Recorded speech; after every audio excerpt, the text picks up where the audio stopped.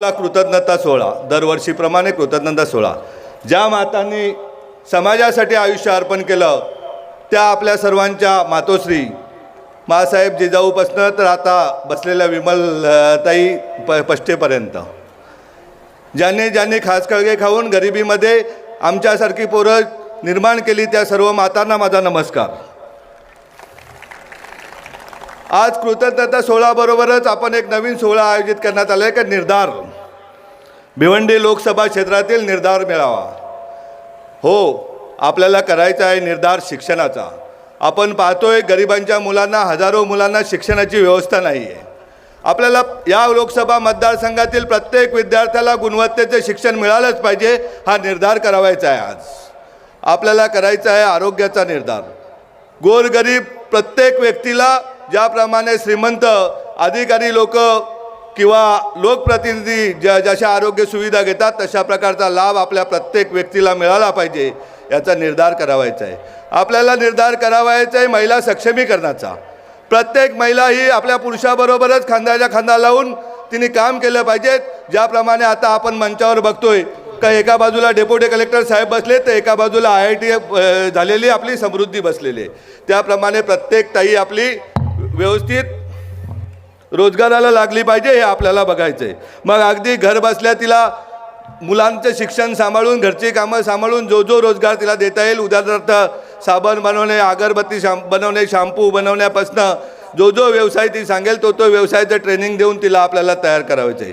त्याचबरोबर आपल्याला करायचं आहे का युवकांची बेरोजगारी आज मोठा प्रश्न आपल्याकडे उभा आहे का युवकांकडे घरोघरी पोरं शिकलेली विद्यार्थी आहेत परंतु बेरोजगारी ही बेरोजगारी संपवण्याचा निर्धार करायचा आहे आपल्याला जिजाऊला। येत्या एका वर्षामध्ये कोकणच्या 5 जिल्ह्यामधून किमान 5000 विद्यार्थ्यांना सरकारी नोकरी लागली पाहिजे हा निर्धार करायचा आहे आपल्याला आज।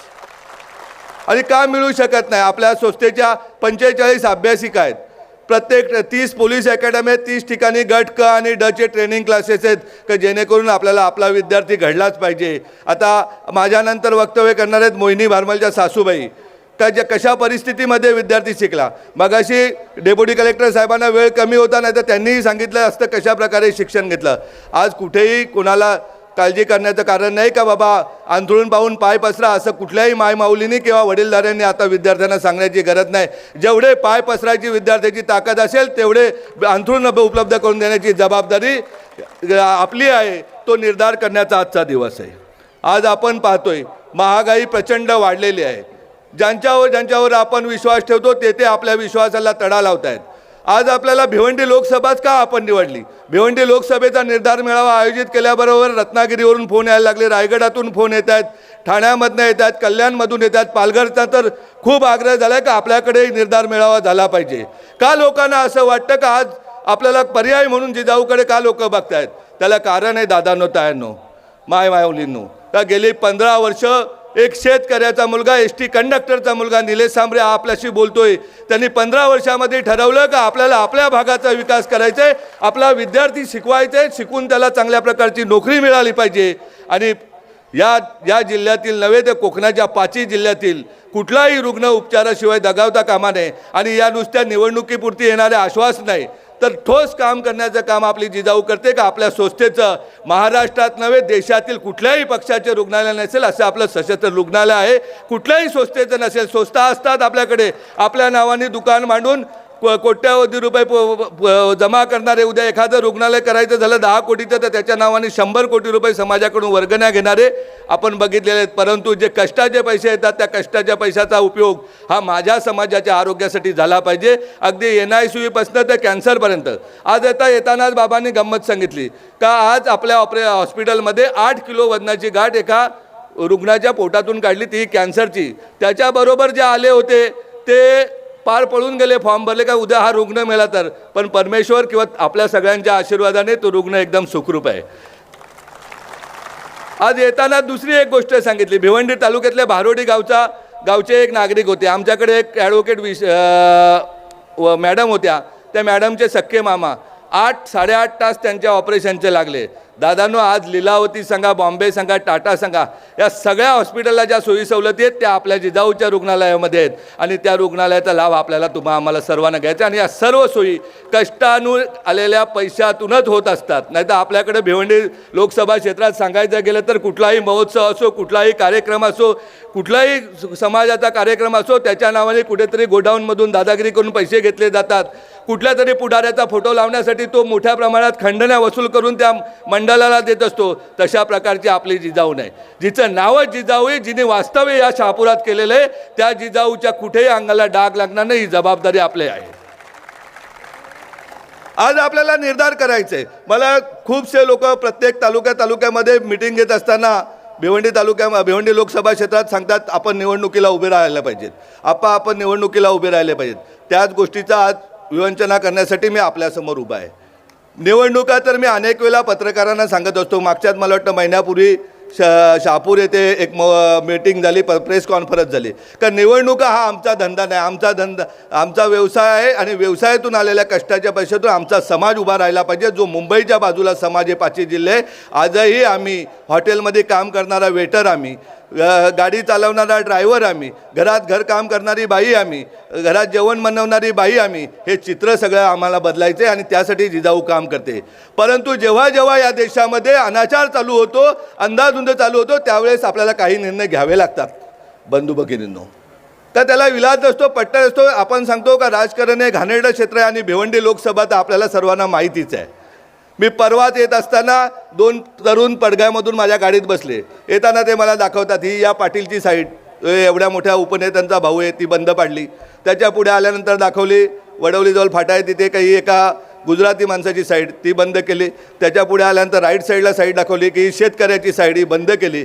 जेव्हा राजकारणी मंडळी राजकारण सोडून, राजकारण हे समाजसेवेचे साधन हे समजून फक्त आणि फक्त पैसे कमावण्याचं किंवा दादागिरी करून गावगुंडाप्रमाणे जर दादागिरी करून लोकांना जर त्रास देत असतील तर जिजाऊला राजकारणात उतरावं लागेल. दादांनो,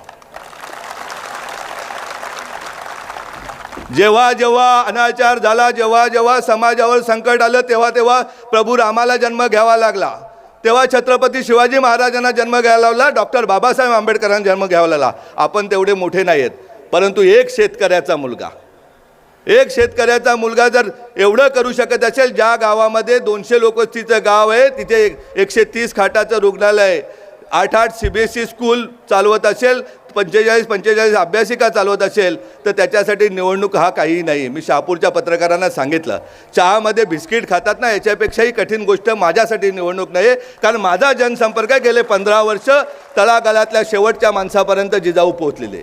माझा प्रत्येक कार्यकर्ता, माझ्या भगिनी, माझ्या कार्यकर्त्या भगिनी, या प्रत्येक शेवटच्या माणसापर्यंत कुठलाही रुग्ण असला तो आपल्या घरचा रुग्ण हे समजून त्याला सेवा देत असतात.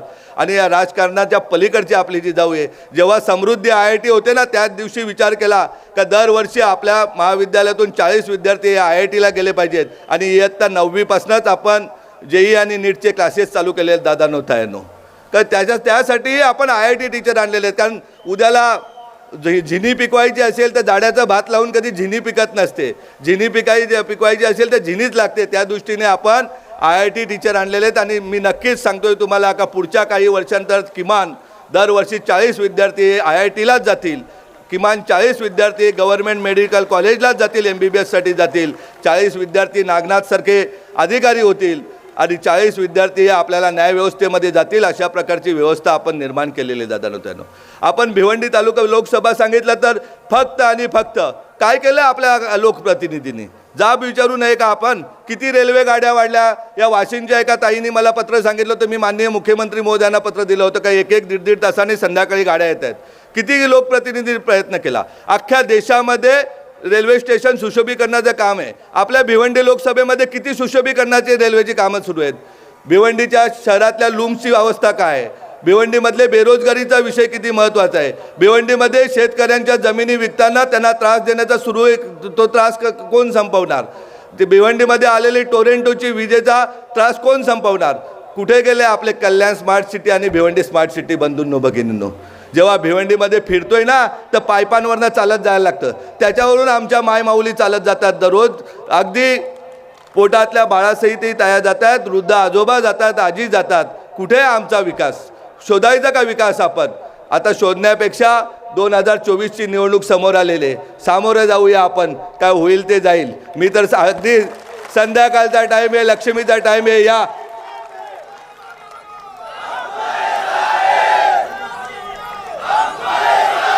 अरे तुम साथ है इसलिए मैं बोल रहा हूं. मला माहित आहे माझ्याबरोबर या मायमाऊलींचा आशीर्वाद आहे, त्याचबरोबर सर्व धर्मगुरू.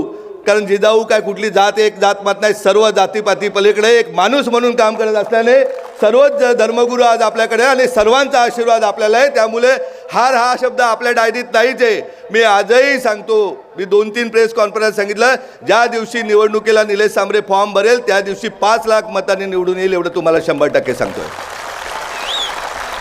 माझ्या मुलांना खंडण्या वसूल करण्यासाठी मी निवडणूक नाही लढणार. निवडणूक काय मी कुठल्या गोडाऊनवाल्याला सांगून मला TV पाठवून दे, मला फ्रीज पाठवून दे, तुझी किंवा शेतकऱ्याची जमीन विकायची तिथे दादागिरी करून नाही विकणार. निवडणूक ही डॉक्टर बाबासाहेब आंबेडकरांना अभिप्रेत असलेली लोकशाही देण्यासाठीच मी निवडणूक लढणार आहे. अगदी 100% सांगतोय. संध्याकाळचा टाईम आहे. राजकारणाचं दुकान बंद करण्यासाठी मी निवडणूक लढणार आहे. जेव्हा जेव्हा राक्षस अवतरतात तेव्हा तेव्हा प्रभू रामाला जन्म घ्यावा लागतो. आणि आताच आपण प्रभू रामाच्या मंदिराचं उद्घाटन बघितलेलं, त्यामुळे आता आपणही विचार करूया. ही दहशत थांबवायची आहे तर कोणाच्या तरी घरी शिवाजी जन्माला आलाच पाहिजे. नाही तर आपण बघतोय अनेक शिवाजींना आपण शिवाजी समजून त्यांच्या मागे लागतो आणि निवडणुकीच्या 4-8 दिवस अगोदर ते कुठेतरी गायब होतात, ते आपल्याला दिसतच नाही. हे सगळं बंद करायचे असेल तर तुम्हाला सांगतोय ताठ मानेने. राजकीय पक्ष हे सर्वच चांगले असतात, त्यांच्या घटना चांगल्या असतात, त्यांचे विचार चांगले असतात, परंतु एखाद्या व्यक्तीचं वृत्तीच वाईट असते की ती कुठेही गंगेच्या पाण्यात जरी धुतली तरी तिला पैसा, करप्शन करप्शन अगदी 10 लाखाच्या कामापासून शेतकऱ्यांच्या जमिनीपर्यंत, गोडाऊनवाल्यांच्या धंद्यापर्यंत, छोट्या मोठ्या कामामध्ये कुठून पैसा मिळेल असं होतंय. त्यावेळेस आपल्याला राजकारणात पडावं लागेल दादांनो ताईंनो. आणि पडून आपल्याला काय राजकारण असते, काय सत्ता असते, जी बाबासाहेबांना अभिप्रेत असलेली सत्ता, शिवराज्य, रामराज्य आपल्याला आणण्यासाठी आपल्याला आम्हाला एकत्रितपणे काम करायचे. त्यासाठी मी एकटा लढू शकत नाही. मी तर सांगतोय माझा प्रत्येक मतदार, प्रत्येक कार्यकर्ता हा खासदार असेल. त्यामुळे तुम्हालाही कामाला लागायचे दादांनो ताईंनो. जर मी स्वतःच्या कष्टाच्या पैशाच्या कमाईतून जर माझं स्वप्न आहे का कोकणच्या 5 जिल्ह्यामध्ये रुग्णालय उभी करायची, प्रत्येक तालुक्यामध्ये एक CBSE स्कूल करायची, अगदी भिवंडी लोकसभा क्षेत्रामध्ये 10 CBSE आपल्याला उभा करायचे, आता 2 आहेत, आणखीन 8 आपल्याला उभ्या करायचे. गरिबांचे मुलंही चांगल्या प्रकारे शिकली पाहिजेत, त्यांनीही स्वप्न पाहिली पाहिजेत आणि त्यांच्या स्वप्नपूर्ततेसाठी आपण लढलो पाहिजे. तर तुम्हीही साथ दिली पाहिजे. तुम्ही जर साथ दिली तरच मला निवडणूक शक्य आहे. तुम्ही सर्वांनी नुसत्या काय आमच्या मंचावरील मंडळींचे आशीर्वाद आणि माझी बडबड याच्यावर नाही, महत्त्वाची गरज आहे तुमची. तुम्ही जर तनामनाने माझ्याबरोबर राहिले, आपल्याला धनाची गरज नाही, कारण आपण त्या धनाच्या विरोधात आहोत. त्यामुळे तनामनाने तुम्ही बरोबर राहिले, पूर्ण ताकदीनिशी ज्याप्रमाणे आजचा कार्यक्रम तुम्ही सक्सेस केला, त्याप्रमाणे प्रत्येकाने विचार केला पाहिजे का मला खासदार व्हायचं. प्रत्येकाने ठरवलं, प्रत्येक ताईंनी ठरवलं, प्रत्येक दादांनी ठरवलं, तर मला वाटत नाही कुठलीही गोष्ट अशक्य आहे.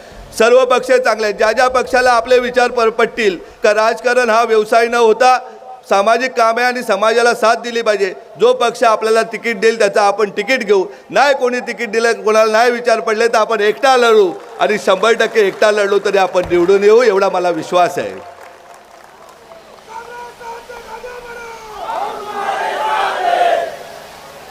आप साथ में रहेंगे तो हम आगे जाएंगे और आपको ही साथ में लेके जाएंगे, इतना शब्द आपको देता हूँ.